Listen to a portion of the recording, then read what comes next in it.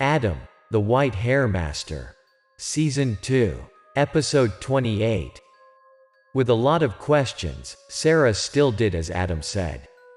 After crossing the turn not far away, the two reached the first section of the unfinished road. At this time, Adam explained to Sarah that he wanted to come here because he had discovered the abnormality of this road. Also, according to Adam's speculation, everything starts here. These things increased the questions in Sarah's heart. She immediately asked Adam why he thought that way. Knowing that Sarah would feel extremely uncomfortable if he didn't explain clearly, Adam began to speak. According to him, everything must have a cause, especially those related to spiritual issues. It's no coincidence that the evil spirit from the river can enter Thomas's son so quickly. There must be some force behind it. From the traces left after the evil spirit dissipated, Adam noticed something was wrong and followed it to get here. According to Adam's guess, there must be a ghost here. This surprised Sarah so much, she had to exclaim and ask Adam about this. Actually, Adam had already realized this, but he hadn't had a chance to tell Sarah yet. After explaining everything briefly, Adam began to reach into his pocket and pull out some colored paper. He quickly cut them into small pieces and glued them to a stick to form a flag. Holding small flags in his hand, Adam planted them on the ground while explaining to Sarah. It was the mist that covered their eyes when they came here that caught his attention. Before the fog cleared, Adam caught sight of what appeared to be a human in the fog. This thing quickly disappeared before he could look closely. Nodding her pretty neck, Sarah showed that she understood. But she wondered about the ghost. Who was this person's real identity before he died and why Adam had to do this? Turning to look at Sarah and smiling, Adam said that if he didn't meet, he couldn't ignore this if he did. If he didn't help the ghost escape, it wouldn't be long before many more people were harmed. After understanding everything, Sarah began to quietly let Adam do his thing. He quickly planted the flags on the ground according to the arrangement of the marble. Each color of the flag represents an element. At first glance, one might think that Adam had arbitrarily planted those flags, but in fact, there was a lot of education in it. The flag was finally put down. Adam started to stand up and rub his hands. He turned to Sarah and said that this would be a perfect chance to see a ghost in broad daylight if she wanted to. Having followed Adam for so long, Sarah fully knows that facing a ghost is not a simple experience. Although she was a little scared and hesitant, in the end, Sarah could not overcome the curiosity that was rising in her heart. She slowly walked over to where Adam was standing. Although Sarah had stepped closer and stood next to Adam, she still seemed uncertain. She asked Adam again if this was dangerous or not. At Sarah's worried expression, Adam also had to honestly admit that there might be a risk. No one is sure that they can control a ghost after summoning it. Although this is quite difficult, Adam is very confident in his ability. After saying a few words of reassurance to Sarah, Adam fell silent and held 2 fingers up in front of him. Followed by the incantations he recited in his mouth, standing next to him. Although she could hear it, Sarah could barely understand half the meaning of what Adam had just read. Along with Adam's incantations, Sarah felt her surroundings begin to change. At first, it was just a breeze, but it became stronger and stronger. In the end, a whirlwind was formed right where the two were standing. Being whipped by the strong winds constantly, Sarah had to lean on Adam's body to stand. At this moment, Adam told Sarah to close her eyes, and she immediately did.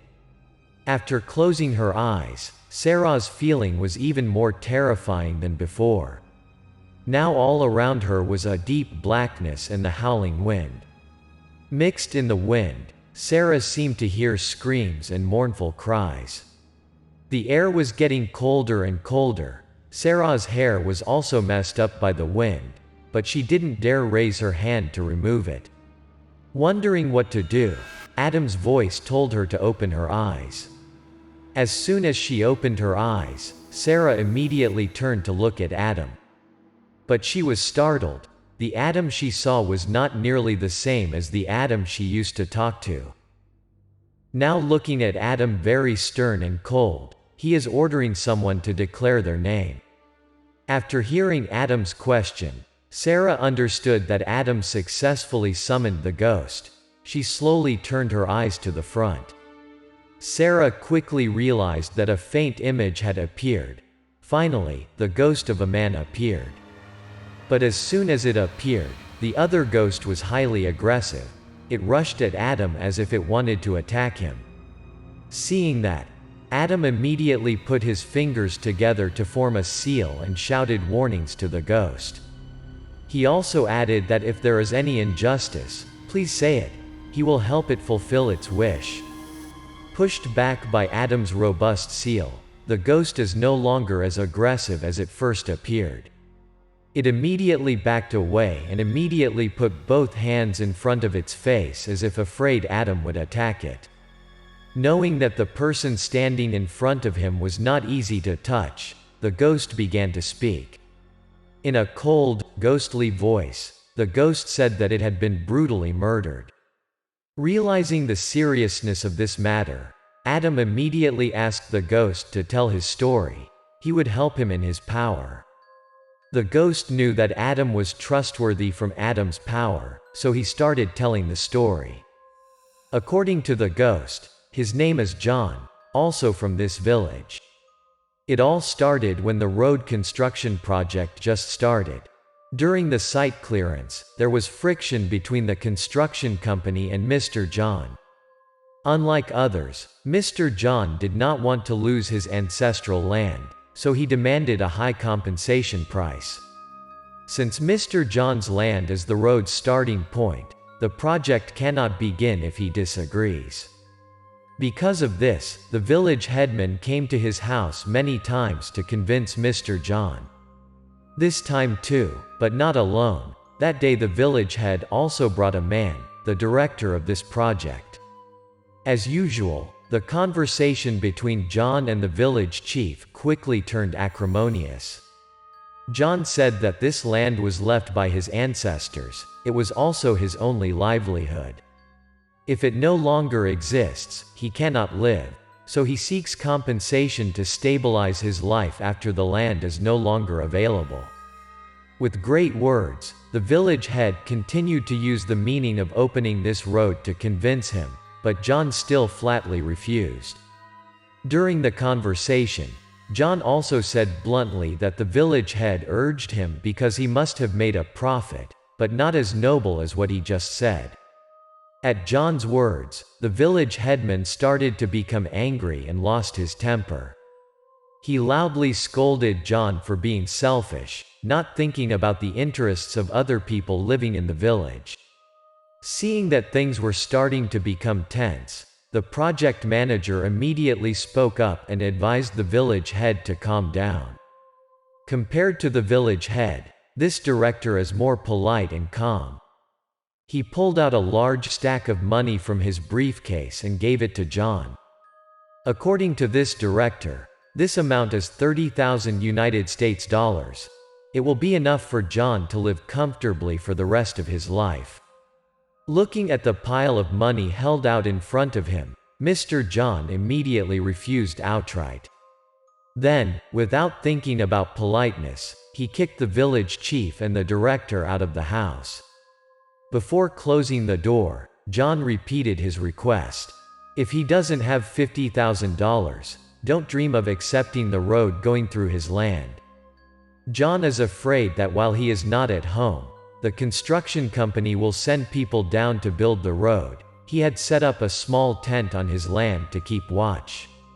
After a period of silence, nothing happened. Suddenly one evening, John was getting ready for bed when a sudden engine sound caught his attention. Quickly getting out of the tent, John noticed a large excavator coming towards him.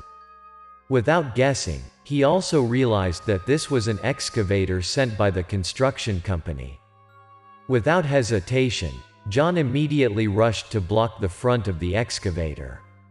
He loudly warned the driver and his companions that only stepping over his body could enter this land.